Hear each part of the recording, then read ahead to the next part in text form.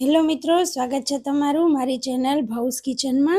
તો આજે આપણે અહીંયા બનાવીશું કારેલાના ભજીયા। તો નામ સાંભળીને વિડીયો બંધ ના કરી દેતા। જો ક્યારેય ના ખાધા હોય તો એક વખત ઘરે ચોક્કસથી ખાજો, તમને જરા પણ નહીં લાગે કે આ કારેલાના ભજીયા છે। સ્વાદમાં ખૂબ જ સરસ એવા ભજીયા તૈયાર થાય છે। તો રેસીપી જોવા માટે વિડીયોને એન્ડ સુધી જોતા રહેજો। વિડીયો સારો લાગે તો લાઈક જરૂરથી કરી દેજો। હેલો મિત્રો, તમે જોઈ રહ્યા છો ભાઉસ કિચન। તો આજે આપણે અહીંયા બનાવવાના છીએ કારેલાના ભજીયા। તો આપણે સૌપ્રથમ કારેલાની છાલ ઉતારી આગળ પાછળથી કટ કરી અને તેને સરસ રીતે ધોઈ લેવાના છે। તો અહીંયા મેં કારેલાને ધોઈ છાલ ઉતારી અને સરસ કરી લીધા છે। તો છાલ ઉતારી અને પછી ધોવાથી વધારાનું કચરું છે તે પણ સરસ રીતે ધોવાઈ જાય છે। તો હવે ધોયેલા કારેલાની ઉપર આવી રીતે આપણે મીઠું લગાવી દઈશું, જેથી કરી અને મીઠાનું પાણી અને સાથે સાથે કારેલાની કડવાશ છે તે પણ દૂર થઈ જશે। તો કારેલાના ભજીયા મહેસાણા જિલ્લાના એક ગામમાં ખૂબ જ ફેમસ છે અને ત્યાં તમારો વારો નથી આવતો, તમારે નામ લખાવી અને ઓર્ડર આપવો પડે છે। તો મને થયું કે આ ભજીયા આપણે ઘરે કેમ ટ્રાય ના કરી શકીએ। તો મેં પહેલી જ વખત આ રેસીપી ઘરે ટ્રાય કરી અને ખરેખર સ્વાદમાં ખૂબ જ સરસ એવા ભજીયા ઘરે તૈયાર થયા અને બધાને ખૂબ જ ભાવ્યા। તો અહીંયા મેં ખાટું મીઠું ચવાણું લઈ લીધું છે મિક્સ, તેને આપણે મિક્સર જારની અંદર એડ કરી અને તેનો ભૂકો કરી દેવાનો છે।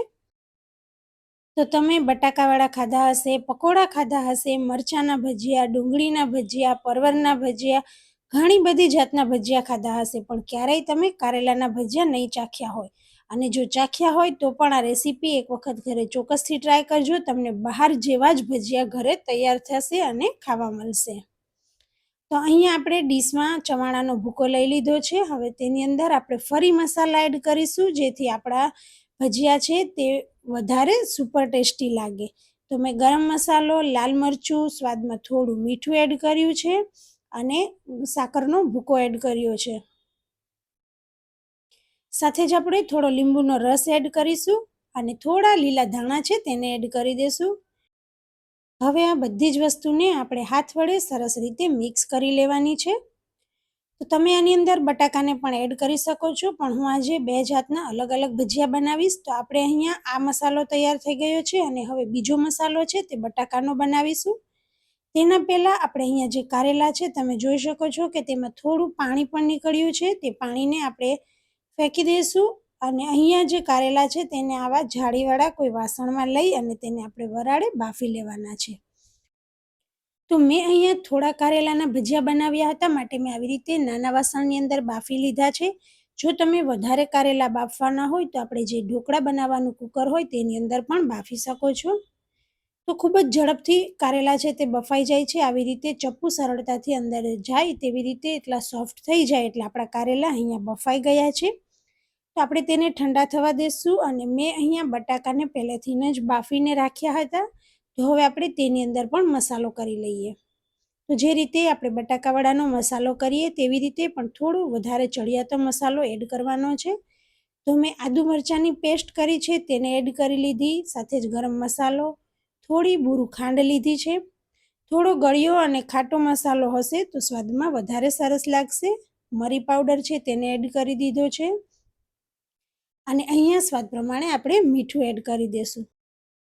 તમે આની અંદર વરિયાળીનો ભૂકો પણ એડ કરી શકો છો, સાથે સાથે જો તમને લસણ ભાવતું હોય તો તમે લસણ પણ આની અંદર એડ કરી શકો છો। મેં અહીંયા ધાણા જીરું પાવડર અને થોડો લીંબુનો રસ એડ કરી અને આપણે હાથેથી બધું સરસ રીતે મિક્સ કરી દઈશું। જો તમારી પાસે અવેલેબલ હોય તો તમે લીલા ધાણા છે તેને પણ એડ કરી શકો છો। તો અહીંયા આપણો સરસ મજાનો ખાટો મીઠો અને થોડો સ્વાદમાં તીખો એવો મસાલો છે તે તૈયાર થઈ ગયો છે। તો આ બંને મસાલામાંથી આપણે થોડા થોડા કારેલા છે તે ભરી અને ભજીયાને તૈયાર કરીશું। તો હવે આપણે બંને મસાલાને સાઈડમાં લઈ અને તેમાંથી કારેલા છે તેની અંદર મસાલો ભરવાનો છે। તો પહેલાં આપણે બટાકાનો મસાલો ભરીશું અને ત્યારબાદ છે તે આપણે જે ચવાણુંમાંથી તૈયાર કર્યો છે તે મસાલો ભરીશું। તો ઘણા લોકો કારેલાનું નામ સાંભળતા જ મોઢામાં બગાડી જતા હોય છે, પણ જો તમે આવી રીતે કારેલાના ભજીયા તૈયાર કરશો તો તમને ખબર પણ નહીં પડે કે આ કારેલાના ભજીયા તૈયાર થયા છે। અને જો તમે ભજીયા ખાવાના શોખીન હોય તો એક વખત આ ચોક્કસથી ભજીયા ટ્રાય કરજો, બધાને ખૂબ જ ભાવશે। તો મેં અહીંયા અડધા કારેલાની અંદર બટાકાનો મસાલો ભરી લીધો છે. હવે આપણે બાકીના કારેલાની અંદર જે બનાવેલો મસાલો છે તેને ભરી લઈશું, જે આપણે ચવાણામાંથી બનાવ્યો છે. તો આવી રીતે બટાકા કરતાં પણ જો તમે ખાલી ચવાણાનો મસાલો ભરશો તો તે પણ સ્વાદમાં ખૂબ જ સરસ લાગે છે. અને તમારે બટાકા અવોઇડ કરવા હોય તો તમે તે પણ કરી શકો છો. તો અહીંયા મેં બધા જ કારેલા ભરી અને તૈયાર કરી લીધા છે. હવે આપણે તેમાંથી ભજીયા બનાવીશું. તો તેના માટે મેં અહીંયા એક બાઉલ લઈ લીધું છે અને તેની અંદર આપણે ચણાનો લોટ છે તેનું બેટર તૈયાર કરીશું. તો આપણે ભજીયા છે તેને 2 વખત ડીપ કરી અને તળવાના છે, માટે લોટ થોડો વધારે લેશું. તો હવે તેની અંદર સ્વાદ પ્રમાણે મીઠું એડ કરી દઈશું, સાથે જ મરી પાવડર એડ કરી દેવાનો છે. તમે આની અંદર ચાટ મસાલો છે તેને પણ એડ કરી શકો છો. ભજીયાને વધારે સ્પાઇસી બનાવવા માટે તમે ચીલી ફ્લેક્સનો ઉપયોગ પણ કરી શકો છો. તો હવે બધી વસ્તુ સરસ રીતે મિક્સ કરી થોડું થોડું પાણી એડ કરી અને આપણે જે પ્રમાણે બટાકાવાળાનું ખીરું તૈયાર કરીએ તે પ્રમાણે ખીરું તૈયાર કરી લેવાનું છે અને સહેજ ભજીયાના સોડા એડ કરવાના છે. તો અહીંયા આપણું ખીરું તૈયાર છે. તો હવે આપણે સરસ રીતે આમાં ડીપ કરી અને કારેલાના ભજીયા છે તે તૈયાર કરીશું. તો મેં અહીંયા પહેલાથી જ ગેસ ઉપર તેલ ગરમ કરવા મૂકી દીધું હતું. તો આપણું તેલ છે તે પણ ગરમ થઈ ગયું છે. તો આવી રીતે કારેલાને બોળી અને તેની અંદરથી વધારાનો લોટ છે તે આવી રીતે કાઢી અને તેને સરસ રીતે આપણે તેલમાં તળી લેવાનું છે. કારેલાને આવી રીતે ડીપ કર્યા બાદ ઊભું રાખીશું, એટલે વધારાનો ચણાનો લોટ છે તે સરસ રીતે નીકળી જશે અને સરસ વધારે જાડું પણ નહીં અને પાતળું પણ નહીં તેવું ચણાના લોટનું ઉપર છે તે કવર તૈયાર થશે. તો જો તમે એક વાતનું ખાસ ધ્યાન રાખવાનું છે કે આ ભજીયા બનાવતા હોય તો વાસણ થોડું જાડું લેવાનું છે. જો તમે વધારે પાતળા વાસણની અંદર તેલ મૂકી અને ભજીયા કરશો તો કારેલાના ભજીયા થોડા વજનમાં ભારે હોવાથી તે ઉપર નહીં આવે અને નીચે દાજી જશે. માટે થોડું જાડા તળિયાવાળું વાસણ છે તેનો ઉપયોગ કરવાનો છે. તો આવી રીતે બંને બાજુ સરસ રીતે તળાઈ જાય એટલે આપણે તેને લઈ લેવાનું છે. તો આવી જ રીતે મેં અહીંયા બધા ભજીયા છે તેને તળી લીધા છે વારાફરતી. તો આવી રીતે એક વખત બધા ભજીયા તળી લીધા બાદ આપણે આ ભજીયાને સેમ એ જ બેટરની અંદર બીજી વખત ડીપ કરી અને તળવાના હોય છે. અને જે બહાર મળે છે તે પણ આ જ પ્રોસેસથી મળે છે અને તે પણ સ્વાદમાં ખૂબ જ સરસ થાય છે. તો આપણા ભજીયા પણ બહાર મળે તેના જેવા જ તૈયાર થશે ઘરે, દેખાવમાં અને સાથે સાથે સ્વાદમાં.